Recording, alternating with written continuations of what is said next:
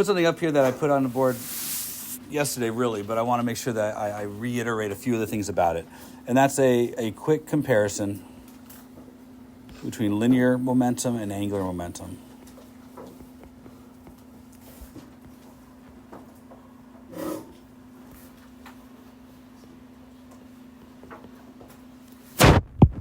And I want you to imagine real quick just an idea of a frisbee being thrown. Frisbee's got a center of mass here, has a mass m, velocity v. Its linear momentum would just be the product of the mass times the velocity. But we also are aware that it has direction. Momentum is important in that it's distinctly different from energy, in that direction is one of the more valuable assets of dealing with momentum. Has units that are nothing special in that there's no special name for them. And again, it's just some mess of kilograms, meters, and seconds. But you need to be careful because linear momentum's units are different than angular momentum's units. If I give this thing a spin so that it also has an angular velocity, then in the prior portion of our conversation, we know that the energy of the system is the combination of its translational kinetic energy and its rotational kinetic energy. But in the case of angular momentum, which is I times omega, these two values are separate and distinct. They don't get added together. They're incompatible. They measure different things.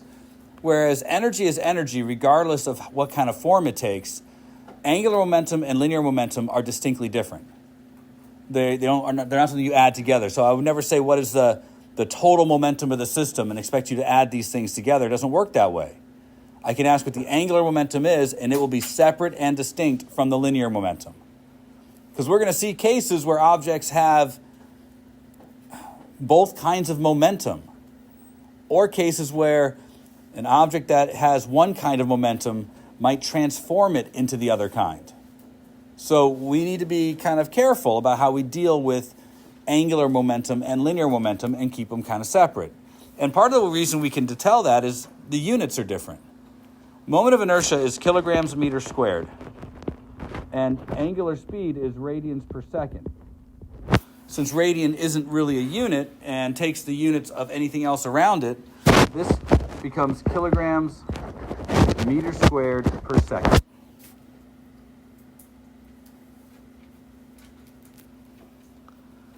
So just a reminder, if two things have different units, you can't add them together.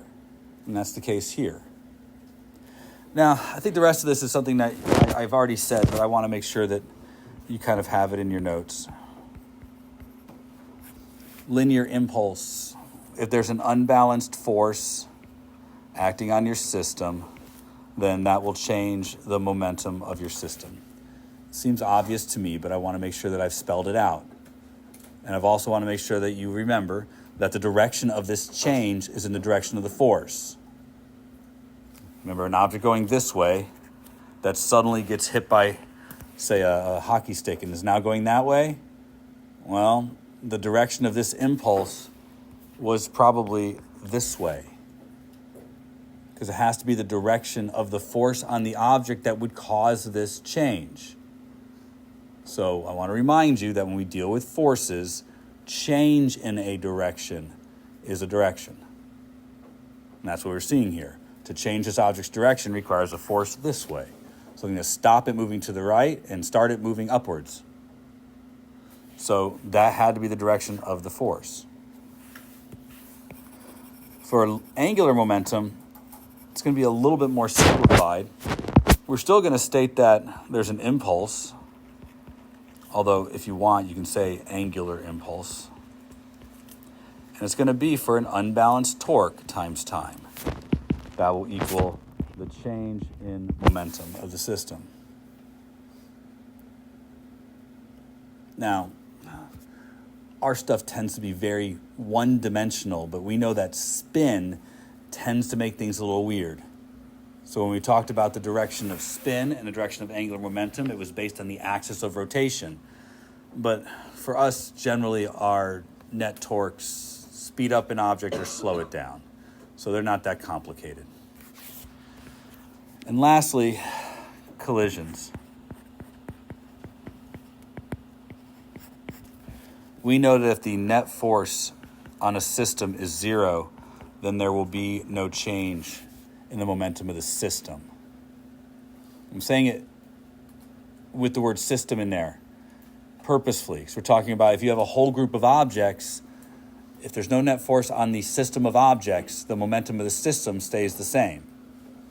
That doesn't mean that an individual object's momentum won't change. It does.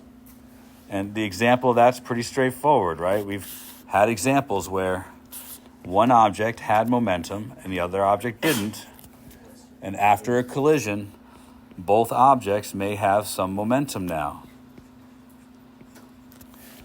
If there was no external force on the system, the momentum of these two objects beforehand had to be equal to the momentum of these two objects afterwards. Right? Conservation of momentum questions, and that the momentum before has to be equal to the momentum after. We're going to have collisions for angular momentum, but they're not going to be the same. They're going to be different. And we're going to have other conservation examples.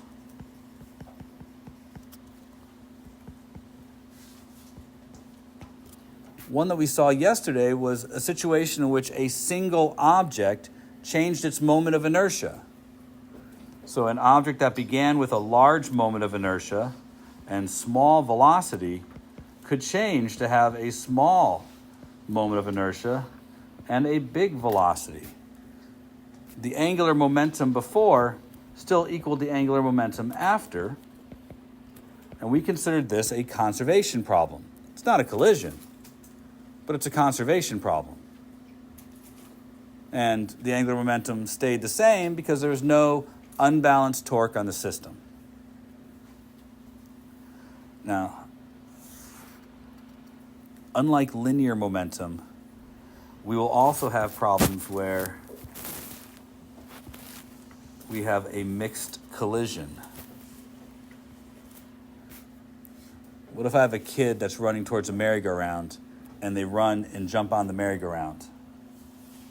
Can we agree that if they jump onto the merry-go-round,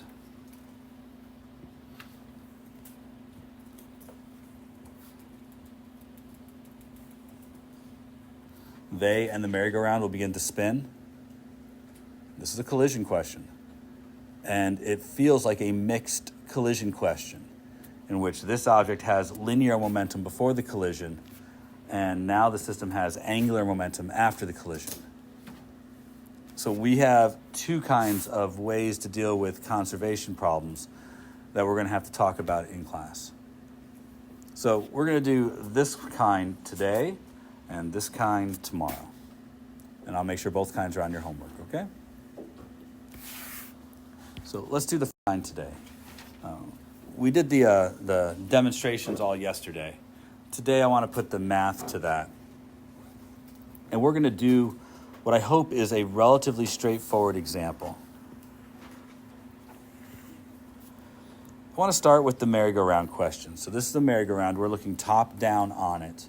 And we're going to state that this merry-go-round is in some special universe where it's experiencing no external torque. So there's no friction in the bearings, no air resistance, nothing like that, okay?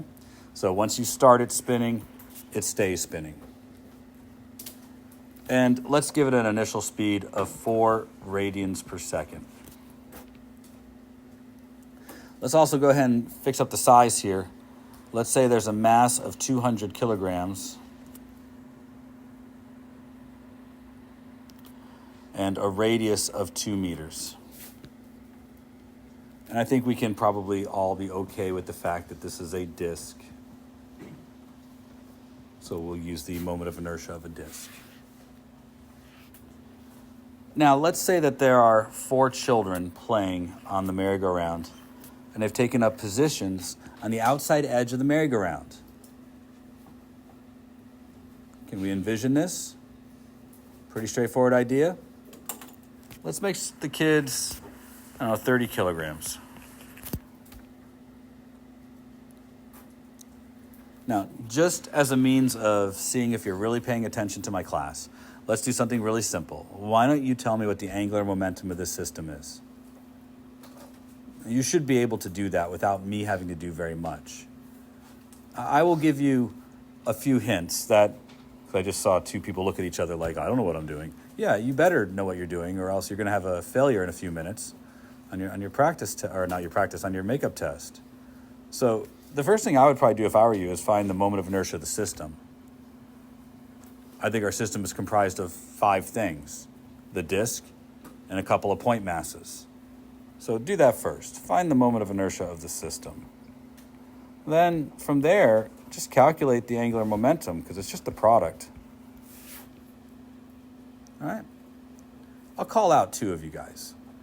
One to tell me the answer to number 1, one to tell me the answer to number 2. But I'll walk around, so if you don't know what you're doing, it'll be clear, so I'll know who to call on. 80. There's 2 parts to that. There's the disk. What's the disk, Jared? 400. Right, 1/2 mr squared. Jared, how much is each kid? Each kid is 120. 120. And how many kids are there? 4. Yeah. Let's not forget our units on this stuff too. So 880 kilograms meters squared. No worries. Calculator's probably a good idea here. Yeah. Did I tell you anything about the shape of the children? And is the axis for the children outside their bodies? Well, that's a confused face. So the axis of rotation for the kids is the center, right? And they're revolving around the outside of that axis of rotation. If you're not given the shape of an object and it's very clear that its axis of rotation lies well outside its body, treat them like a point mass. That's the sign that they want you to treat it like a point mass. Now, in homework and in practice stuff, we can always discuss it. On a test, when you're already stressed, you're not sure if you know what you're doing right, keep in mind that if you're ever going to be having to jump into the parallel axis theorem, right, this is the parallel axis theorem, which is what you would probably have to use if you weren't sure that whether you could treat them like a point mass. Remember that this is the part that's about their shape. And this is the part that you're adding to it for them being, not rotating through their center of mass. This number is going to be much bigger than their shape. And so this is going to overwhelm the problem anyways, which is why we can use the point mass formula, because their shape is so small compared to how far away the axis is. The distance just overwhelms it. So if you don't have their shape, this is a good indicator that you can just use mr squared as their moment of inertia. All right, so Garrett, I bet you could tell me what the angular momentum is. It would be 3,520. 3520 and units?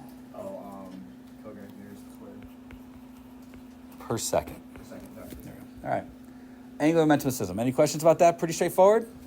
Yeah. I have a question for the inertia of the kids. Why is it 120 times 4 and not 30 times 4? So the individual kid's moment of inertia is mr squared, m being 30, and they are 2 meters from the axis of rotation. So I'll put 2 squared there. And that's where I get to 1.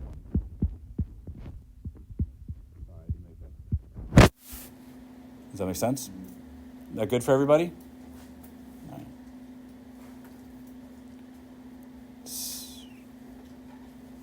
You all right?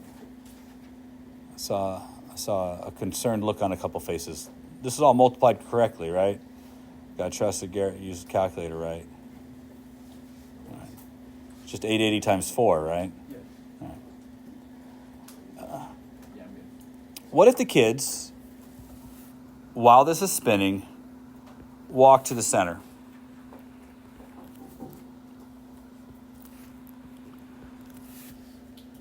Right, they all walk to the center, try and meet up in the middle.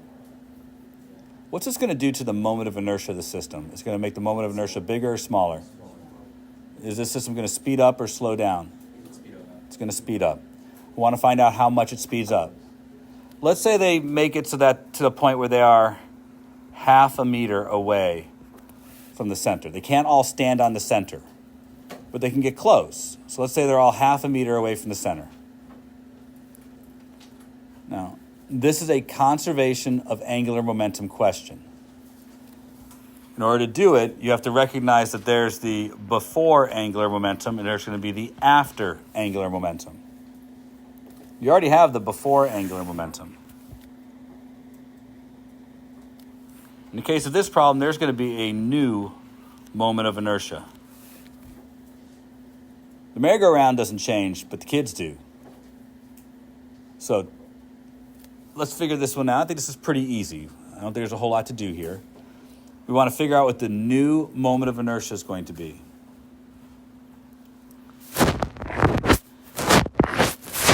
The disk is going to stay the same, so I don't have to worry much about the disk. It's still going to be 400 kilograms meters squared. But the kids now change. They're going to be still their 30 kilograms, but they're now 0.5 meters away from the axis of rotation. And there's still 4 of them. That's 30 divided by 4, isn't it? Times 4 makes this whole thing 30 kilograms meters squared. Follow that okay? Pretty straightforward, I hope. So our new moment of inertia will be 430 kilograms meters squared. So although we had 3,520 as our angular momentum before the kids walked to the center, now the moment of inertia is smaller at 430. So the angular speed is going to have to increase in order for the system to maintain the same angular momentum. And this is a one-for-one exchange. So whatever proportion I reduce the moment of inertia, the angular speed goes up by the same proportion. So how much faster, or how fast is the system spinning now?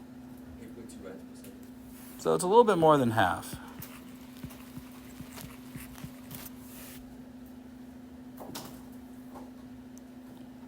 Here's what I'd like you to do. I think this part was pretty straightforward. And I'm not trying to say that all the problems will be this straightforward, but there's a lot of pieces to going from the beginning of this problem to the end of this problem.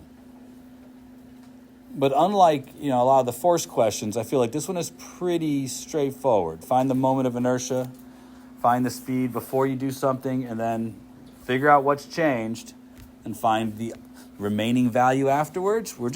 The crux of this is setting the angular momentum's the same. But there's a lot of pieces to get there. Now, I want you to do something else because this is important for me to understand that there's more facets to this. The system had a certain amount of kinetic energy before the kids walked to the center. There was no external torque on the system. That's why this is true. I want you to find the kinetic energy afterwards, too. Find both of these. Find out what the kinetic energy was before, and find out the kinetic energy after. I'm not asking you to do very much. Kinetic energy is 1/2 I omega squared, so everything you need to calculate this is sitting right in front of you. But anyways, it's clear, I hope, that the kinetic energy increases in this process.